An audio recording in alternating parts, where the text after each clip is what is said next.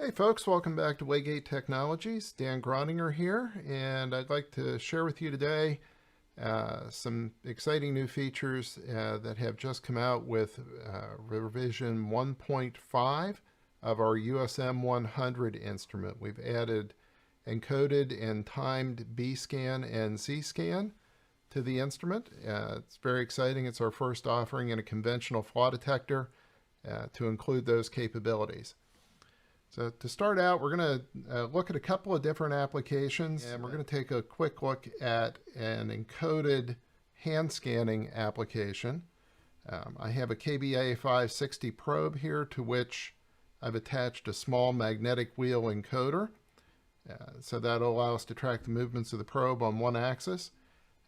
We'll go ahead and use the generic app that we distribute with every USM100. When you do update your instrument with the latest software, be sure to always grab the latest generic app to go with it as well. So there, I launched the app. We're going to start from scratch. First thing we're going to do is set up our probe. We are dealing with a straight beam probe, so 5,900 meters per second is good for velocity. We're going to be working with a carbon steel step block. My probe is 5 meg. I'm going to put an initial probe delay of about 8 microseconds in. That's going to be in the ballpark for this KBA 560. And we will not worry about anything else on that panel just yet. I'll give the pulsar a little bit more voltage.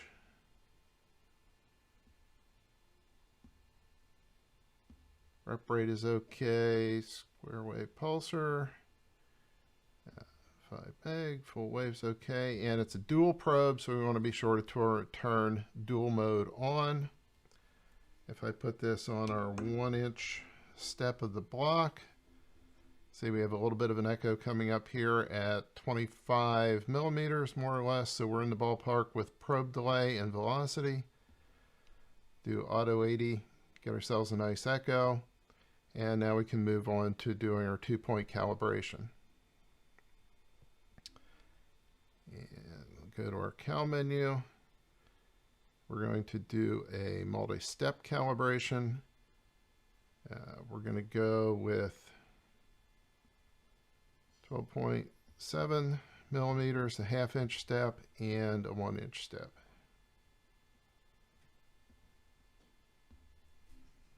Okay. So let's go to our 1/2-inch step, peek up, hit calibrate. Go to our 1-inch step, peek up, hit calibrate. And we have 5991 and 8.38. So there, my gate is measuring 25.4. 3/4. And there's the 1/2-inch step at 12.7. Okay, so we've got a decent thickness calibration. Now we can, since we're doing straight beam inspection, we're going to skip our angle calibration and we'll skip our eval mode. We're not really all that interested in DAC or anything. This is a pretty straightforward application. So let's just take a look at encoder calibration. So again, I have a little magnetic wheel attached to the back of the probe holder. So let's swipe out our sidebar menu and take a look at a few things. We're going to do a quadrature encoder. This is only a 1-axis encoder, and when we get to our scanning tank, we will look at doing both the X and Y axis. We refer to the X axis in the Mentor instruments as the scan axis, and the y-axis is the index axis. Okay?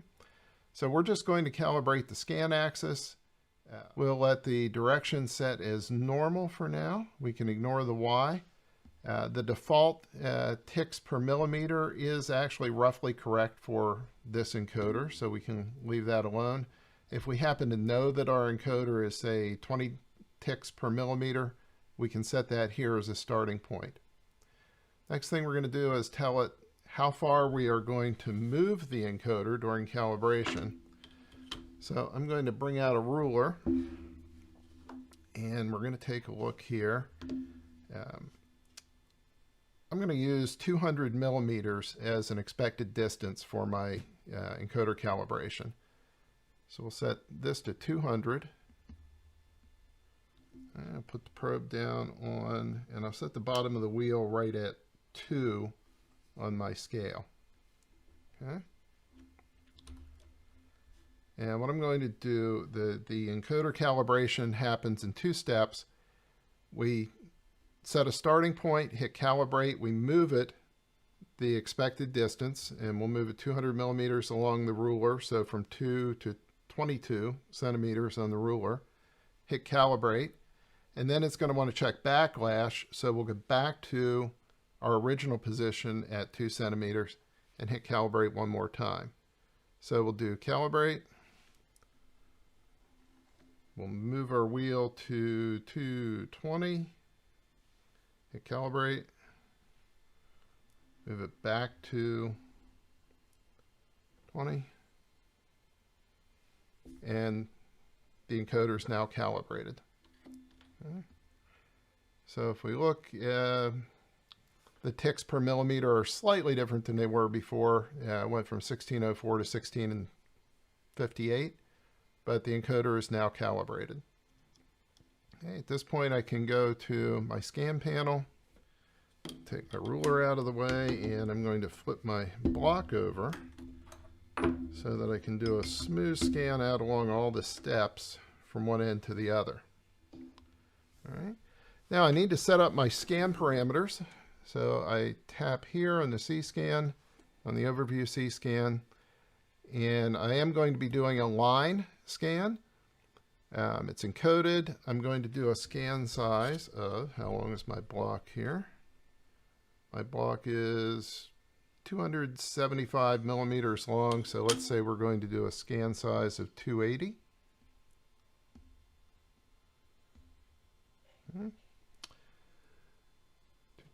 I'm going to use a scan resolution of 1 millimeter, so I'm going to take a reading every 1 millimeter along the length.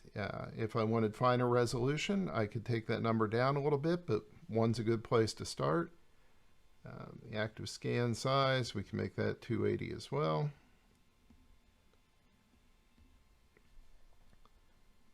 So here on the display, I have 2 C-scan windows. The left one is an overview C-scan. It's going to show me everything that is part of my entire scan that I record.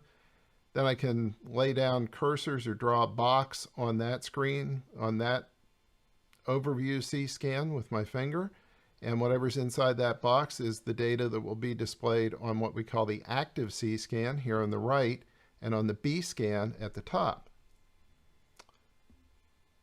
So with that, I believe we are ready to go. Not much to the setup. I put some couplant on there, and I'm just going to run along. Okay, so first thing I need to do is widen my gate a little bit so that I can get a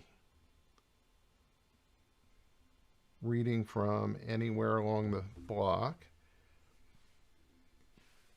And bump up our gain a little bit. Okay, we're going to hit clear, record. There we go. Stop. All right, and I had a little bit of trouble as I ran off the end of the part here with the scanner, but you can see I got a nice scan of the step block. So I've got color-coded gradations for thickness on both the overview and active C scans, and on the B scan up here I can see the individual steps. So let's see, we can select an area here, have a look at the active part of the C scan, and you'll notice what's highlighted by the box here is what is selected for width on the active C scan and on the B scan. Now on the B scan, I can draw a box. the crosshair will snap to the highest amplitude that's seen within the box, and we get some information. So I see that my min thickness is 25.4, my max thickness is 25.75. So that is looking at minor variations within the box of thickness. If I open any of these views, can be blown up to full screen by double tapping on them. Okay, there's the active C-scan taken to full screen. Take the B-scan to full screen. The B-scan also has some very useful box tools. I can draw a highlight box around one of the steps. Again, I can see the thickness to that step. I can see the length of the box. There's amplitude information, all of that displayed. And again, the crosshair is going to go to the highest amplitude reading in a box.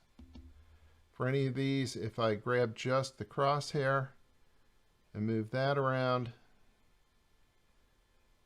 you can see the A scan is going to display whatever is underneath the crosshair. So again, if I select each of these steps, we can see how the time of flight of the A scan changes as I sweep across. So all sorts of intuitive tools for working with that scan. Now I can come down here and save the data. And let's give that a name that we choose. Let's call that long step block. All right. Now let's say we want to share that with someone, or we want to take it to our PC for further analysis. One of the easiest ways to do that is to go to our file manager. There's the file that we just saved, and we're going to export that, and I'm going to send that to my InspectionWorks account. Okay, I've already got the instrument registered to the account, and we see that completed success, and there we're back to our scan. Let's move over to the PC for a moment, and we'll start by taking a look at my InspectionWorks account.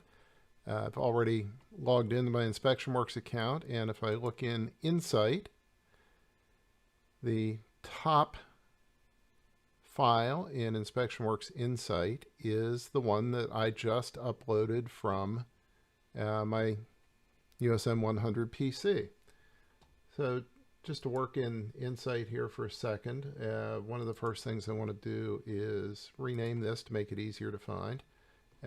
By default, when we upload a file, when we upload an inspection from USM100 PC, it will be named with the name of the app that generated the data and dash, and then the serial number of the instrument. So I know that 0041 is my instrument. This is one that I just updated. So I'm going to come in here. I am going to rename this file, and I'll call it long step block. So I'm actually renaming the inspection in InspectionWorks.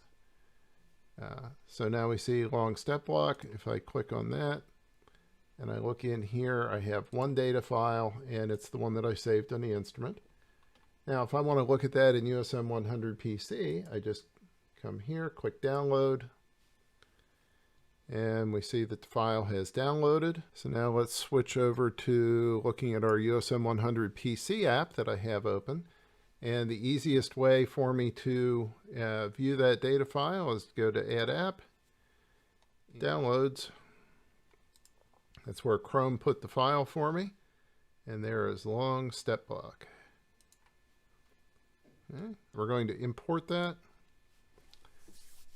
So USM100 PC will install the app. It will launch the app. And now that we have our file loaded, let's look at some of the analysis features that we have available in USM100 PC. First of all, let's review. In the upper left corner is the A scan, upper right corner is the B scan, lower left is the overview C scan, and lower right is the active C scan. So if I put a box, measurement box down on the overview, that selects what appears in the active window and the B-scan window. So the B-scan and active window align vertically, and the B-scan aligns with the A-scan vertically. So wherever I place a measurement cursor on the C-scan or the active B-scan or over here on the overview, the point directly under that cursor is going to be what appears on the A-scan. So these views all sync together. So if I stretch my measurement box out to include on the active to include the entire area that I scanned nicely, we get a good look at our block. Now, on the active C-scan and B-scan, I have measurement boxes that are available as well. So if I place, click and drag, and this would be the same thing as placing my finger on those on the instrument, I can touch and drag a measurement box. And by adjusting the edges of the measurement box, I get some interesting information in the little window that pops up. So the length is going to be the length along the scan axis. Width isn't as useful here because we only acquired one stripe of data. So our vertical distances aren't all that meaningful on this type of line scan, but the length of that box is a good indication of the actual distance along the scan axis. So my box, as I drew it there, is right about an inch, 24 millimeters and change. I can draw those same boxes on the B-scan, getting to where the echo for that really begins to drop off, so sort of center of the transducer. So there's, again, showing about 25 millimeters of length. On the B-scan, the cursor is going to snap to the highest amplitude anywhere in the box. So we get a good look at the A-scan that goes with the highest amplitude that we saw along the length. And again, we get various pieces of amplitude information, time of flight, that sort of data in that box as well. If we want to make those boxes go away, that's on the display menu. Turn the stat box off, and we can hide those, but they will come back on when we draw a new box. All right, so that's some of the analysis features. One more thing I would call your attention to here. Let's take a look on the C-scan. And we'll go to the display menu. We have a new feature also available in 1.5, and that is the thickness palette. So if you're doing corrosion thickness scanning, sometimes you have a procedure that says, all right, the nominal thickness of the part is, and we defined that earlier at 2 inches, 50 millimeters. Let's say that our minimum thickness is going to be 40 millimeters. So what that does is allows us to set some thresholds such that anything above our minimum thickness is going to show as green. And this only works for a time of flight or a thickness data view. But we've said our nominal thickness is 50 millimeters. The minimum thickness that we want to consider as good is 40 millimeters. And then we have several bands of increasingly bad below that. So we say at 80% of anything between 80% of 40 millimeters and 100 is going to be blue. Anything between 60 and 80 is orange or taupe color. Anything between 50 and 60 is yellow, caution. And below 50% of minimum thickness, we want to see red. All right, so this is a very useful feature if you're doing corrosion scanning. The step block is maybe not the most interesting piece of corrosion data, but this gives you the idea of how the new thickness palette is intended to work. So thickness palette's either on or off. Other than that, you have the standard amplitude and times of flight palettes to choose from.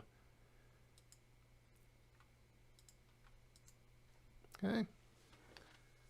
So those are some of the analysis features that are available on